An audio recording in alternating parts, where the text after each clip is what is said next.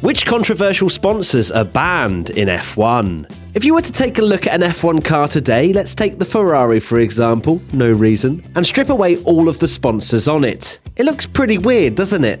That's why big companies pay huge amounts of money to feature front and center on an F1 car. The audience actually associate a big sponsor with the F1 team themselves, which is huge for brand awareness. When F1 first began though, there wasn't a sponsor in sight. Cars raced in their national colours such as Ferrari's Italian red or Lotus's British racing green. The first year sponsorship was a thing was in 1968 when Lotus debuted their first commercial sponsorship, and ever since F1 cars have just been very fast advertisements. Ahead of the new F1 season and with teams like Red Bull signing a record-breaking cryptocurrency deal, it got us wondering, which sponsors are banned from F1 and which are surprisingly allowed? Smoking. Banned.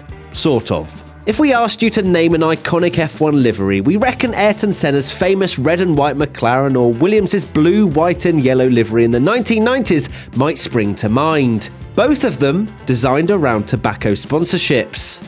Funnily enough, the Mercedes team we know today wouldn't have existed without it. In 1999, British American Tobacco launched BAR to promote its Lucky Strike cigarettes. It sold the team to Honda in 2006, which became title-winning Braun in 2009, and lastly, Mercedes.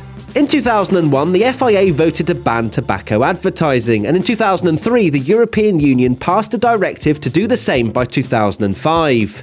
Unfortunately, in 2003, the FIA watered this down to a recommendation that teams and brands stop using tobacco sponsorship. Most had already agreed to leave by that point, but this meant a full ban was never in place. A recommendation won't ever stop teams from bringing in millions more in revenue, so no wonder some teams decided to push it. Ferrari continued to run the Marlboro branding in races where it wasn't banned, and only removed them from their team name in 2011. As a result, brands found loopholes to stay in F1. Marlboro's owners, Philip Morris International, who were estimated to pay around $160 million per season to sponsor Ferrari, launched Mission Winnow. Aimed at raising awareness of their smoke-free products, it debuted at the 2018 Japanese Grand Prix, and the logo has popped up every so often, including in that awful green colour on last year's Ferrari. However, the campaign was banned from the Australian Grand Prix, and they voluntarily removed it from European races to avoid getting into trouble, due to the logo's similarities to Marlboro cigarettes branding. The name's been dropped for 2022 now that Philip Morris's sponsorship has reportedly ended. They're not the only cigarette company still in the sport though, as McLaren have partnered with British American Tobacco. In 2019, they launched their A Better Tomorrow campaign, promoting e-cigarettes and nicotine products. This was later removed, and the team now swapped between their Velo and Views brands according to local laws, which are still present on their 2022 cars. So I guess in a nutshell, F1 hasn't really banned tobacco sponsorship, despite what they claim. Alcohol, banned at some races. If you've ever wondered why some races have podium champagne and others have rosewater, here's why.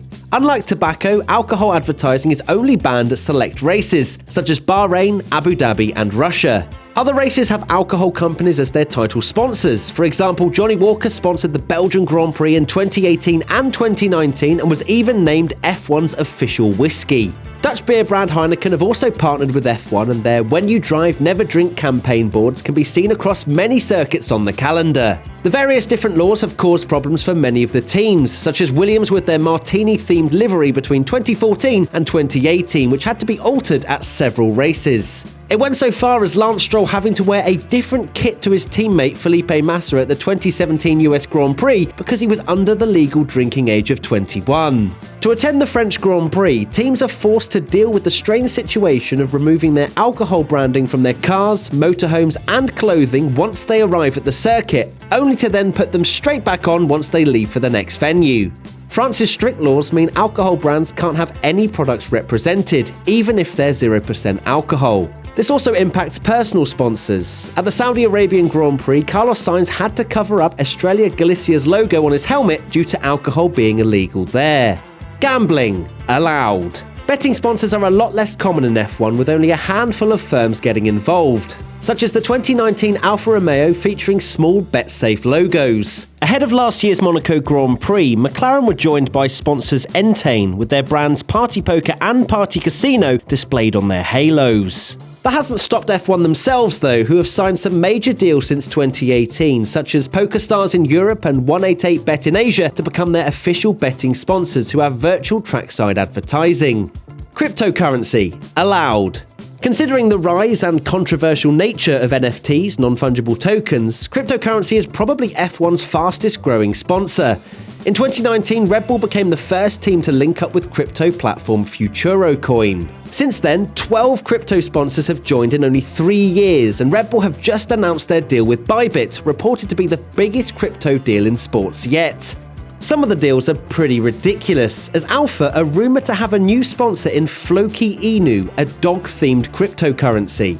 F1 themselves even got in on the action last year. Their rumoured $100 million 5-year deal with Crypto.com saw them introduce a new Overtake award, which was won by Sebastian Vettel last year. There you have it, a look into which sponsors are banned, which are kind of banned, and which aren't at all. Which one surprises you the most? Let us know in the comment section below.